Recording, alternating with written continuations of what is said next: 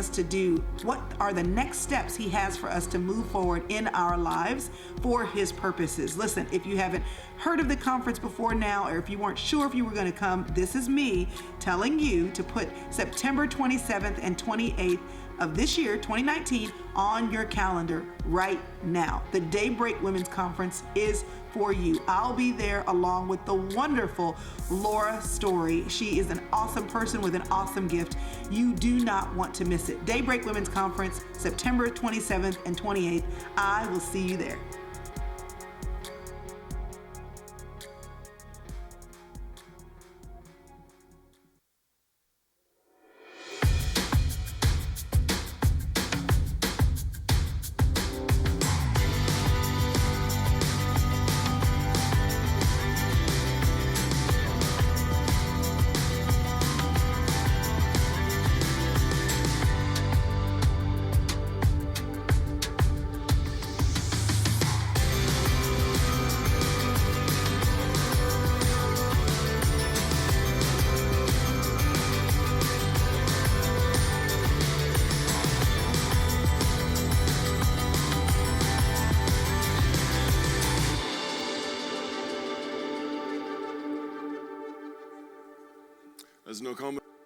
As Nokoma said, we're continuing our We Church series, taking a look at who we are as Harvester Christian Church and what has God called us to be. As a church body, we're looking at the people, the relationships. We meet in a church building, but the church of the Bible, of course, is talking about the people and the relationship here. It's the ecclesia, it's the gathering, it's the coming together of people, and who are we as a church? Last week, we took a look at a passage in Hebrews chapter 10. Verse 22, it says, "Let us draw near to God with a sincere heart and full assurance of our faith." In this passage we looked at, there were several let us. What should we do as followers of Jesus? Certainly, the first thing we do is we draw near to Jesus. We get to know who he is. We understand that we are a follower of his, that we're a disciple of his. I read about the old professor who someone came to him and said, "Oh, I know someone who's a student of yours." He said, "Oh, yes, who is that?" And he gave the man's name. He said, "This guy said he was a student of yours." He goes, No, he was no student of mine. He said he came to some of my lectures. He memorized a few things, but he was never really a student of mine." And many people are like that with Jesus. We say, "Oh, yeah, I'm a Christian. I'm a follower of Jesus," but do you listen to him? And do you do what he says? Do we truly become a follower, or is it just something we're kind of hanging around? We say a definition of disciple is a follower or a student of a leader. That's what a disciple is. So a disciple of Jesus is a follower, it's a learner. It's someone who gets to know who their leader is, and you do what they say, and you follow them in every way. How many of when you were younger kids played the game of follow the leader? We did that. Remember, one person would lead and you'd follow. We all wanted to be the leader because you wanted to do the things. And you'd try, when we did it at home on the farm, we'd try to trump up the other ones. And we'd try to jump off something that they were too scared to jump off. And you do something, but the whole goal was you were to follow them no matter what they did. But some of us as Christians, as followers of Jesus, are not very good followers of him. Do we agree? He gives us a whole list of things that we should have, characteristics we should have, attitudes we should follow, and yet we don't see people who call themselves Christians following Jesus in attitude, in direction, in teaching, and certainly in obedience.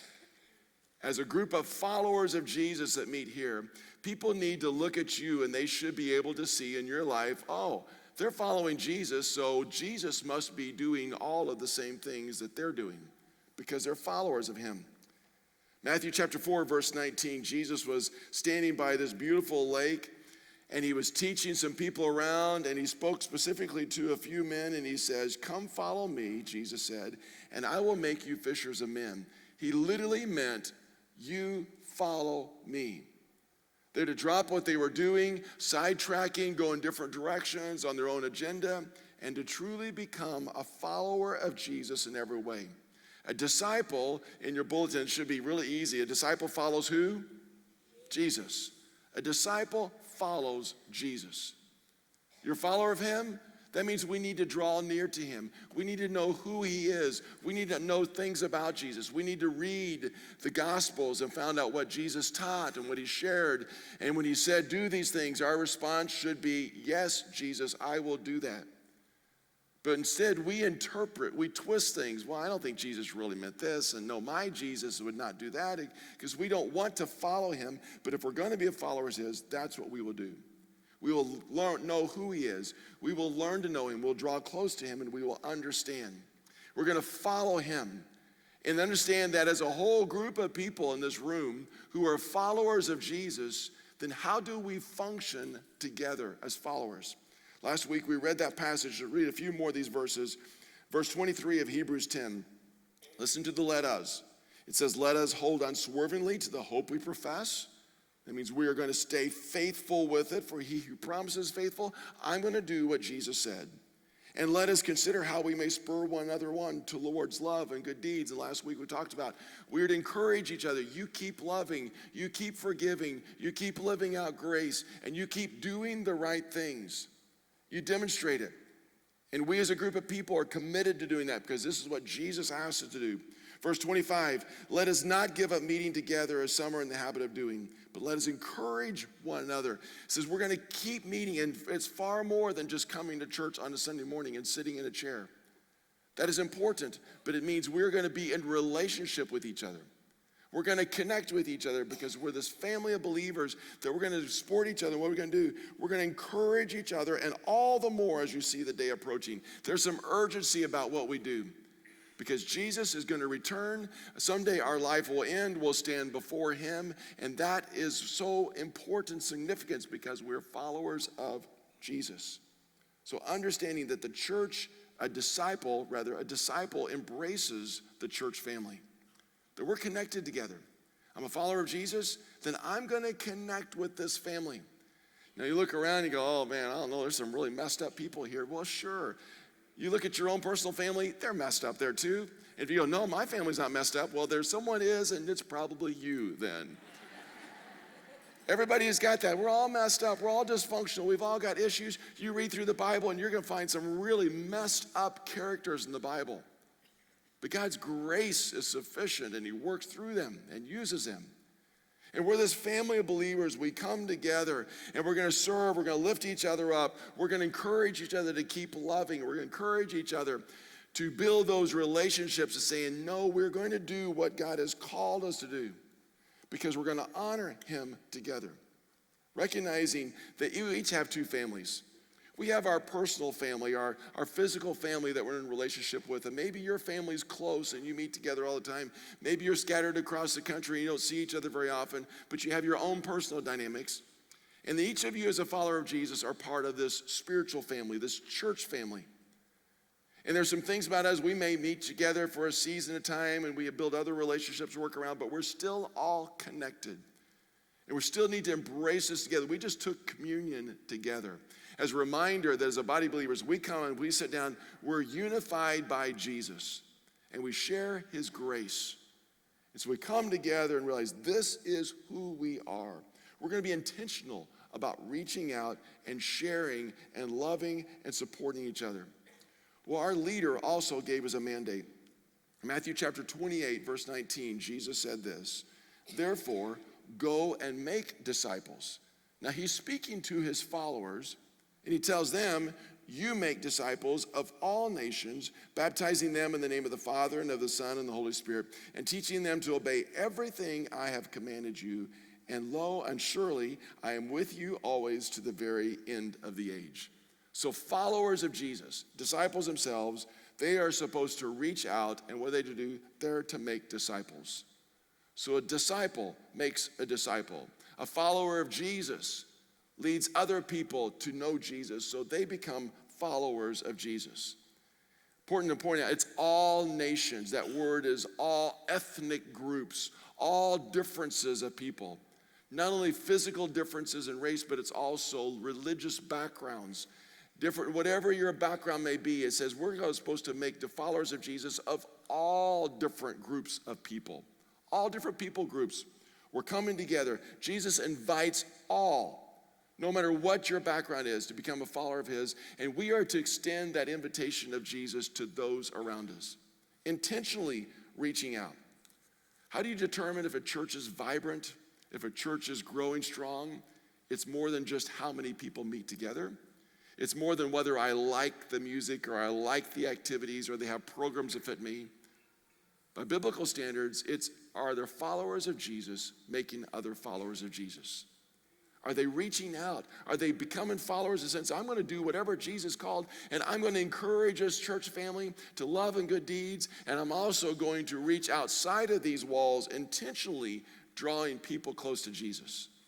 So we are growing close, but we're reaching outside to bring others close, and we're reaching intentionally so other people will grow in their walk with Jesus.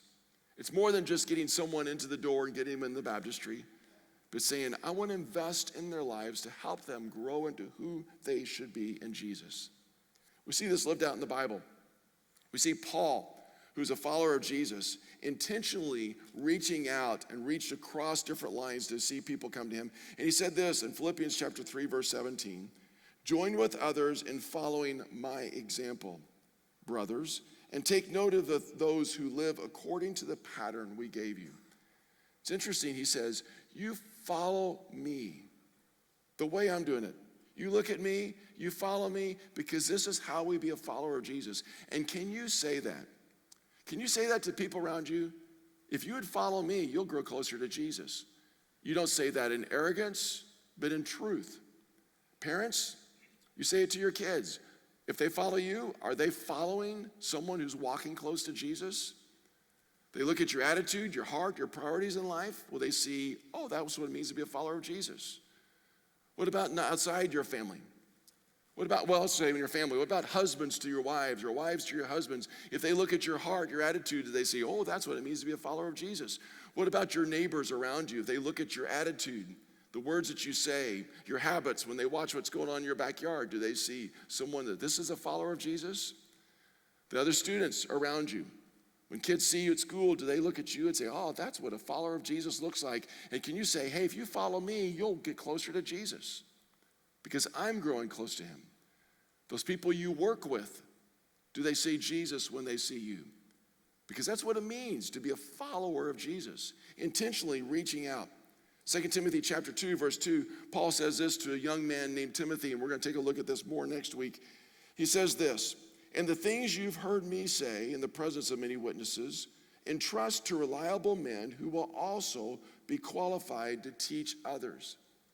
He said, the things that I'm sharing with you, then you take those things and you share them with others intentionally. We went to St. Louis Christian College, and that's a theme verse of that college, that they were trying to teach us as young students to grow in God's word. What purpose? So we would take that and we would teach others that they would grow in their walk with Christ. A follower of Jesus, we're going to grow close to him. We're going to embrace his church family. We're going to encourage each other. But we will do all that we can to lead other people to know him and other people to grow in him. See, a disciple makes disciples who do what? Who they make disciples. It just keeps passing on and passing on.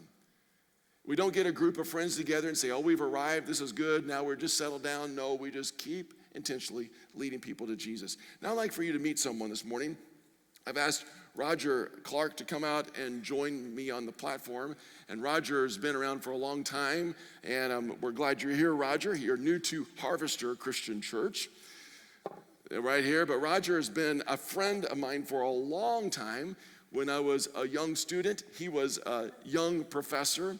You're only a couple years older, but I thought you were really old then. I just want you to know, because you were the professor. I aged well. Yeah, you aged better than me, that's for sure. You had red hair, Doyle. Yeah, I did have red hair, but we don't go there. All right, well, Roger's fairly new to the staff here. You were from St. Louis originally. You've been over in Indiana for a whole bunch of years at a church there. How many years? 25. 25 years at the Bloomington Church, great church. And some of you Hoosiers in the room, I guess, huh? So you've been married to Wanda for a long time. You have 3 grown kids and some incredibly wonderful grandchildren. Correct. Smart kids. Yes. That's good. So you've been in ministry for a long time, did different roles, and I think it's unique. The role he had before he came here was executive pastor, and so he's come to this small little church here to help us out, and we're glad you're here. So you're in charge of all the adult ministries. Adult ministries, at Harvester. And care ministries, yeah. Which is an exciting thing. It's a big job. So first of all, tell me, do you love Jesus? Absolutely, Doyle. I'm glad you do. Easter Sunday, many, many, many years ago, I stepped forward and made my confession and was baptized. I think I surprised my parents more than anybody else. I just stepped out and did it. They were sitting in the choir, and they went, and ever since then, it's been a long spiritual journey, but a good one. And you stayed with him. Yeah. That's good. And do you love this messed up church family we've got here? Well, yeah, because in my little community, the biggest thing that happening was church. So I was there when the doors were open, every time they were there. My parents even cleaned the church for a while. And so to get out of helping them, I practiced the piano. Uh-huh. But I've always been in church. Church has been my home. Okay. Oh, are you not working? Something's wrong. Oh, yeah. Hello. I'm glad you're here. Did you hear any of that? Do we need to say all that over again? No, we don't need to. Okay, They heard you it. did. The front row heard it. Yeah. You guys back there, it's a mystery. You'll learn sometime. Okay, you got it? Okay, you're listening good. All right, that's good. So also, this guy is actually, I know he doesn't look it, but he's actually really intelligent. You got a doctorate degree? True. That's pretty impressive. I've never called you Dr. Roger before. Well, go ahead. First Nah. time. Well, the thing about that is, when you get, most of you who have done any higher education just know that once you have that, you just know how much you don't know. That's, Yeah. well, I think you're pretty impressive, so that's good. So you're a smart guy. You love your family. You love your church. You got a great wife. She's wonderful, by the way, Wanda is. You need to get to know Wanda. But you're here to help us build these relational environments we call groups. And just our adult ministries that we stay focused on Jesus. So tell me, what is your vision for our church adult ministry-wise and specifically in our groups? You know, everyone needs friends, and everyone needs spiritual friends. So I would guess a lot of us have friends that we rub shoulders with during the week, but sometimes we don't really have those friends who share the same values that we have. And so we need Christian friends. Someone once said, you know, you're like what, the 5 closest people to you, you become like them. Well, I certainly don't want to become like some of those folks I rub shoulders with during the week. This is the place where we gather together, and like you said about encouragement, you get beat up out there a lot. This is the place that we need our friends to encourage us. What better place to have really, really close friendships? We want to try to develop a relational environment, create a space for everyone to have spiritual friends. We usually use life groups. There are a number of ways you can have spiritual friends, but we want you to find friends that will last and will stay with you through the good times and the bad times. Which was good. We all need that. Yeah. So what are some opportunities that we have here at the church for building these relational friends, relational environments? Back at the connection point out here, we have this little rack card if you want to pick it up. We have life groups, community life groups, on-campus life groups, groups that meet on Wednesdays and Thursdays. We have women's and men's groups. Our CR group meets on Monday nights. We have moms and MOPS and Moms Next. We have what's called Core 4 groups, which are groups of 3 or 4 people who get a little deeper into God's Word and a little bit more into other people's lives. We want to try to find the place and the space where you fit best. And so one size doesn't fit all. And so we want to find the place where folks are ready to dig in and start learning from God's Word and encouraging one another. And I appreciate that. And realizing what you said, one size doesn't fit all, because sometimes we think it's just this one thing that we offer, but so there's a large variety of things. Yeah, not too many so that you get, when I go to the Cheesecake Factory, I get overwhelmed. So not so many that you get overwhelmed, but enough to say that there are spaces and times in your life where some things don't work as well. And so we have enough of those kinds of things that you find a place and a space for you. And we'll do our best to try to help folks find that place. So what if we've tried groups before and it just didn't go well, it was just awkward, and what do you say to that person? Well, Doyle, now, if you didn't like lunch, does that mean you're not going to have dinner? Try again. That's the thing. Sometimes groups don't click for a number of different reasons.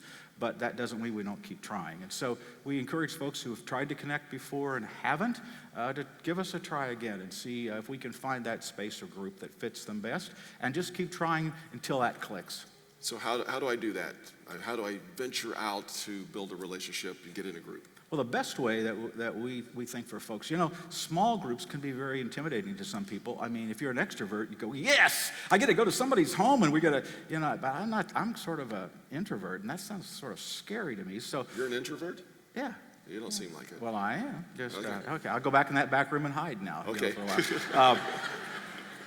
But what we want to do is have a space where people feel like they can safely get in some groups. So we're going to do Wednesday night life groups again here. You can come to this space, and we'll have a time of teaching. I'm going to teach some, and Justin's going to teach some, Terry's going to teach some, and then we'll break up into small groups where you'll get to talk about what we've been discussing through the sermon series and what we present on the Wednesday night. It's a safe environment for people to come, and hopefully you will find some friends to connect with, and then maybe at some point launch out into the community. But the hope is that this will be an easy place for you to come. You can find this place. You're already here. You know how to get here. And so come on Wednesday nights. That's one of the biggest ways you can quickly get connected. And come out and visit at the Connection Point. We've got connection cards. We want you to sign up so we'll know how many folks are interested in what kind of groups, and we'll try to go from there. That's good. And I appreciate, as you said, there's the CR groups on Monday. We've got all the different groups that are there. And some are men's groups, women's groups, different age groups, all come together. We have the mothers or preschooler groups that meets on Thursday mornings and on Wednesday nights. Those different opportunities for people to connect, and sometimes it's something we have in common already. Right. Otherwise, I think it's neat seeing the groups that are all different ages and mixes coming together and sharing and learning too, but there's different ones. So we have an event coming up in a couple of weeks. Yeah, on August 25th, we'll have representatives from a lot of those groups in the chapel. Folks can come and talk to them about what kind of things they're going to be doing and connect with them there. Fill out a little card to let us know of their interest, and then we'll try to make things happen. And then on September 4th, that's a Wednesday night, we'll start the Wednesday Night Life Group Experience, and you're going to be the guest star. I am? Yeah. I better be there, huh? You better be good. Gene, write me something good for that week, all right? Okay, so there's opportunities for together. So if I don't know anybody, I can walk in and you can help me. Yes, yeah. Just walk in and we'll be your friend. Okay, I appreciate that. So the 2 Timothy 2:2, you like that verse? That's a good verse. The idea is our fruit really will grow on other people's trees. We are made to invest in other people. That's the way Jesus wants the gospel to spread. And so, there's a place in John where it says Jesus gathered with his disciples to be with them. And that's what we are to do. And actually, the word is very interesting. It's a word that really means rub against. And so we are to be with one another, rub off on one another. And in doing so, we grow together and we are encouraged. That's good. Thank you. Sure. Thank you. Appreciate him.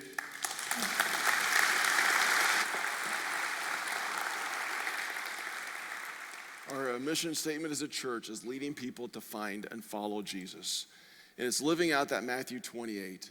And it's saying, I'm going to reach outside these walls and live in such a way as people are attracted to him and drawn to him and demonstrating life, but also helping them become followers. And that means while I'm following, I want other people to grow with me, and we're going to grow together, but we intentionally build relationships with others. And I know your space, your time is difficult. You have a lot going on.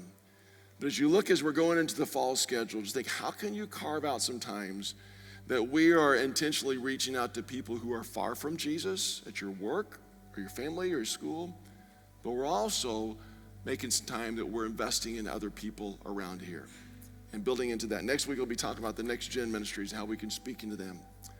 I read this week about a story, and I love learning about history and things that are there, and I had a lady come in and inspire me with some things with difficulties of our past, and I was reading up on Martin Luther King. And some things about his life. There was a point where he had gotten some threats. He had all kinds of issues, and he literally got a phone call with vulgarities coming over the phone and said, you move out of this town or else you're going to have your brains blown out and your family's going to be killed, your house is going to be destroyed. And it was late at night, and he said he got up the next morning, he was drinking his coffee, And he said he was just overwhelmed with fear, just overwhelmed at what he was supposed to do because he feared for his young children and his wife and what was ahead of him. And I want to read what he wrote. He said, "And I discovered then that religion had to become real to me, and I had to know God for myself. And I bowed down over that cup of coffee, and I will never forget it. I said, Lord, I'm down here trying to do what's right. I think this is right. I think the cause I represent is right, but Lord, I must confess that I'm weak now. I'm faltering. I'm losing my courage." And it seemed to me at that moment that I could hear an inner voice saying to me, "Martin Luther, you stand up for righteousness. You stand up for justice. You stand up for truth. And lo, I will be with you even until the end of the world." I heard the voice of Jesus saying, still to fight on. He promised never to leave me alone. No, never alone. No, never alone. He promised never to leave me alone. And 3 days later, that threat became real when a bomb blew up on his porch and destroyed the front of his house, but did not injure them. Of course, we know the long story, the difficulties that he faced, and eventually he lost his life. But the truth of that statement, "I'm with you always to the end of the world." And maybe that's the word you need to hear today. That God is with us no matter what. But remember the first part of that passage. You're a follower of Jesus. You need to draw close to him. And you're to be intentionally making other disciples, reaching out, living a lifestyle that people say, that's what it means to be a follower of Jesus. Here's my strengths, here's my weaknesses, but in my weaknesses, I demonstrate the grace of Jesus Christ. And he continues to love us. And so we continue to draw people to him that they can see Christ in us. And remember that he's always with us. Father, I'm grateful for the truth of that verse. That you give us a commission, you give us a command. We have a purpose. There's a reason for our lives, and no matter where we've come from, whatever background, I'm a follower of yours, that you give us grace, you give us love, and the Father, that you would choose to use each one of us, no matter what our brokenness may have been. And Father, I pray that you help us and work in our hearts that we would become truly followers of you in every essence of that word. Father, I pray that you bless each person here, no matter what they're going through, the difficulty they face, that they would see you today, they'd be encouraged. Father, the feeling of being alone, that they would take that step to reach out to others here, to build relationships where they can grow together. Father, that you open our eyes to people around us who are far from you, that need to know who you are, and that we would live that faith and speak of you in ways that would be very attractive. So Father, would you move in our hearts and help us to hear you today? In Jesus I pray. Amen. So we're going to sing.